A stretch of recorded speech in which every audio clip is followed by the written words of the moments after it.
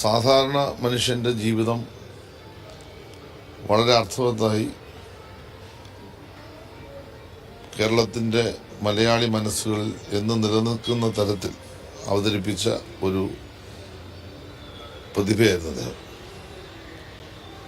പ്രത്യേകിച്ച് മോഹൻലാലും അദ്ദേഹവും തമ്മിലുള്ള കോമ്പിനേഷൻ മലയാള സിനിമയെ വാനോളം ഉയർത്തുന്നതിനുള്ള ഒട്ടേറെ സന്ദർഭങ്ങളുണ്ടായിട്ടുണ്ട്. അഭിനയത്തിലെ അദ്ദേഹത്തിൻ്റെ മികവ്,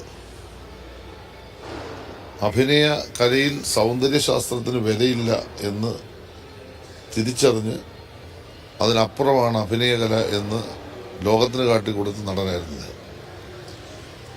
അത്രമാത്രം കഥാപാത്രങ്ങളോട് ഇണങ്ങി പ്രവർത്തിച്ച ഒരു മഹാനടനായിരുന്നത്.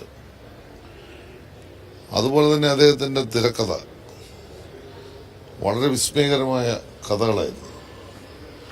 ആരെയും ആകർഷിക്കുന്ന കഥകൾ സൃഷ്ടിച്ച് സമൂഹത്തിന് അദ്ദേഹം ഒരുപാട് സന്ദേശങ്ങൾ നൽകി. അതുപോലെ തന്നെ സംവിധായക നിലയിലും അദ്ദേഹത്തിൻ്റെ പ്രാഗൽഭ്യം എടുത്തു പറയേണ്ട കാര്യമാണ്. തീർച്ചയായിട്ടും മലയാള സിനിമയ്ക്ക് ഒരു തീരാ നഷ്ടമാണ്.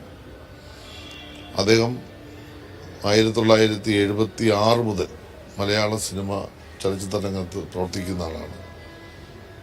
പതിറ്റാണ്ടുകളോളം, എത്രയോ പതിറ്റാണ്ടുകൾ മലയാള സിനിമയ്ക്ക് അദ്ദേഹം നൽകിയ അമൂല്യമായ സംഭാവനകൾ ഈ അവസരം ഓർക്കുകയാണ്.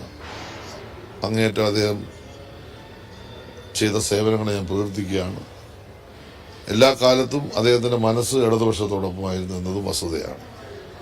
അദ്ദേഹത്തിൻ്റെ വിയോഗത്തിലുള്ള അഗാധമായ ദുഃഖവും അനുശോചനവും ഈ അവസരത്തിൽ ഞാൻ ഇവിടെ അറിയിക്കുന്നു. തീർച്ചയായിട്ടും എല്ലാ കാര്യങ്ങളും ചെയ്യും. ഇപ്പം ഞാൻ കൊച്ചി വന്നല്ലോ, ഇപ്പം ഇത് കഴിഞ്ഞാൽ അദ്ദേഹത്തിൻ്റെ ശവസംസ്കാരമായ കാര്യങ്ങൾ ഇപ്പോൾ ചർച്ച ചെയ്യും.